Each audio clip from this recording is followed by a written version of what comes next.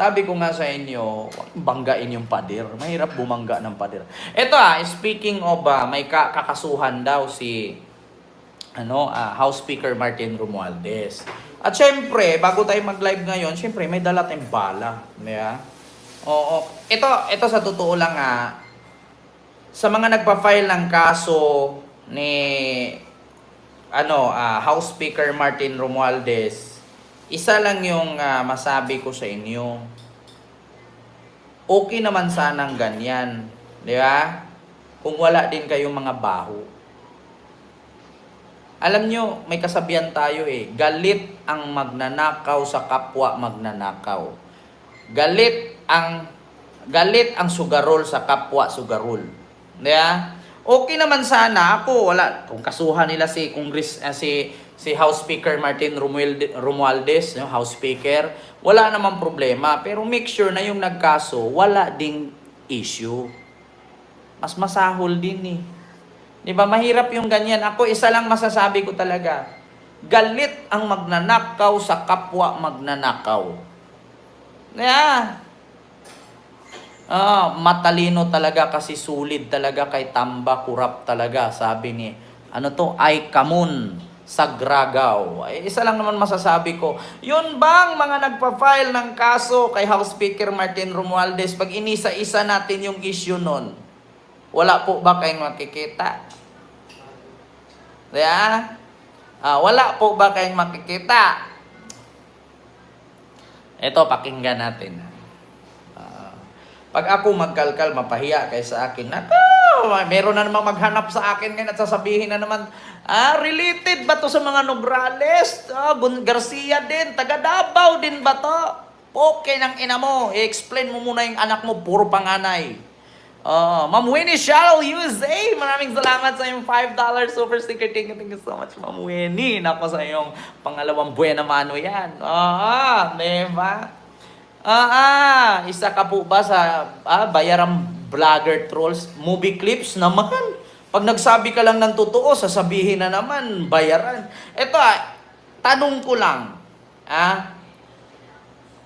Yun bang mga nagpa-file ng kaso kay Congressman or House Speaker Martin Romualdez, wala din po bang issue?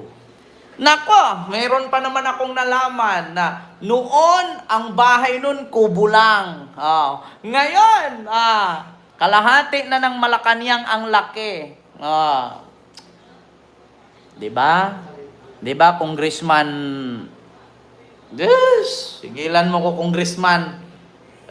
Pareho ba ta lugar Davao, Davao del Norte ka. Undang da, Congressman.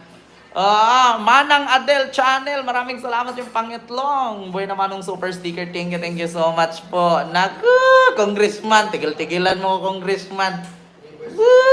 May issue pa naman kayo nung taga Makati. Si Makati. Congressman, tigil-tigilan mo ako, Congressman. Kaduhan mo, wag puro marites. Hindi ko kailangan marites. I-research nyo na lang. Dating bahay ni Congressman, kubo lang. Ngayon, singlaki na halos ng kalahati ng Malacanang. Tigil-tigilan mo ko dyan. Ikaw, rabay dahilan mo, naghiwalay si Makati at yung jowa, may-ari nung sagingan sa Davao. Pag-undang nila. Tigil-tigilan mo ko. Uyab-uyab, brabani mo si Makati noon. Jowa-jowa mo pa naman yun. Tigil-tigilan mo ko, Congressman. Huwag kami.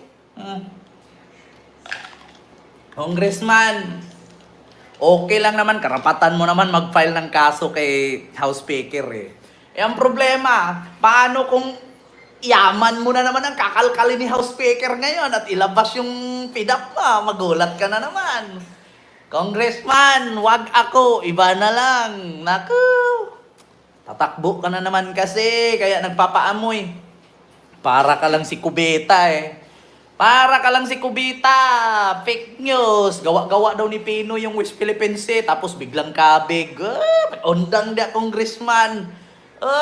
Congressman, tigil-tigilan mo ako. File kaso.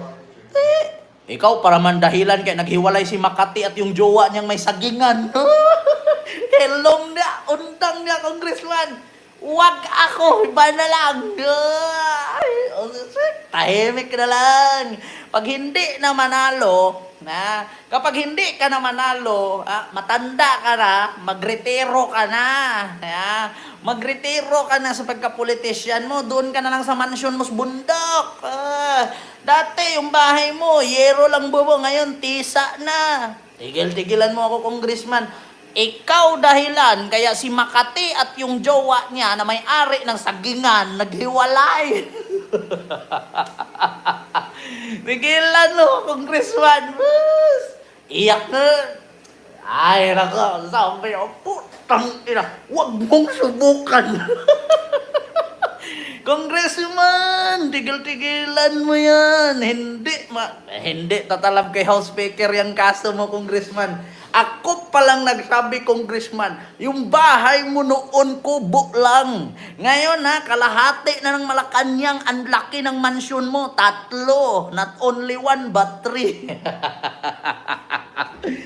Ay, naku, Congressman. Naghuhilom niya, undang niya. Tigil-tigilan mo na yan. Ay, naku. Yung mga ginagawa ninyo sa Davao, mga kahihiyang issue, mga kabit-kabit, tigilan nyo yan. Ang baho nyo na sa Davao, wag nyo nang pabutin sa Luzon. Mabaho na kayo sa Mindanao, wag nyo nang dalhin sa Luzon, yung baho ninyo. Mga ulyanin lang at giango-ango ang hindi makakaalam sa kwento ninyo. Di ba, Glenis Sanchez? Taga-tagom biya ni. Wag niyong ibato kay House Speaker Martin Romualdez, yung ginawa ninyo noon. Hindi pa House Speaker si Martin, House Speaker ka rin noon, ginawa mo din yan. Yung bahay, sabi nga ni Digong, kayong mga congressman, nung pumasok kayo sa Congress ang relosiko, ngayon pag nanalo Rolex. Pag pumunta kayo sa Malacanang, ang sasakyan Tamaraw, paglabas Mercedes.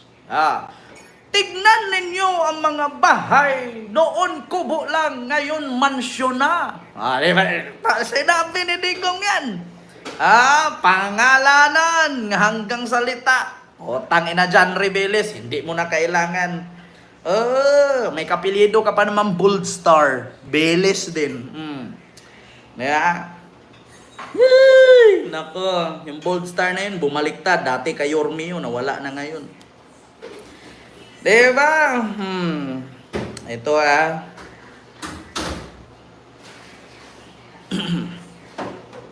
Ito, sabi ni Digong, sabi ni Digong, Niya bumabalik ako. Arestuhin ko kayo lahat. Kayo, nagpasok sa Congress pag-eleksyon, nanalo, Seiko, paglabas niyan, pagkatapos, Rolex na. Pumunta ng Malacanang, nakatamaraw, paglabas niyan, nagka-Mercedes-Benz. Busog kayo lahat. Tingnan ninyo yung mga bahay noon ng mga congressman at tingnan ninyo ngayon kung ano kayaman sila. Lalo na yung mga bahay nila sa Maynila. Tigilan nyo nga ako. Kayong mga congressman, pumasok sa Congress ang relosiko, pag nanalo Rolex. Pumunta kayo sa Malacanang, ang sasakyan ninyo Tamaraw, paglabas Mercedes-Benz. Pantayan ninyo yung mga bahay ng mga congressman sa Maynila. Kubo noon, mansyon na ngayon. Tapos magpa-file-file kayo ng kaso kay Martin Romualdez. Itlog ninyo, blue. Kag si Martin Romualdez ang kakalkal na mga salin at asset ninyo. Ay, ambot sa langaw, pilay dad sa ok-ok. Oh, tignan mo, oh. Sabi ni Talkshit, ingay mo, Ken Garcia, wala ka namang ambag sa bansa. Bakit? Hindi pa ba ambag to, yung pagbubulgar natin sa mga baho nila? Ah, meron pa ngang isang anak ni Maudigs dyan eh. Yung anak ni Maudigs, kalaki-laki ng mansyon doon sa may resort pa. Sabi ko sa inyo, tigil.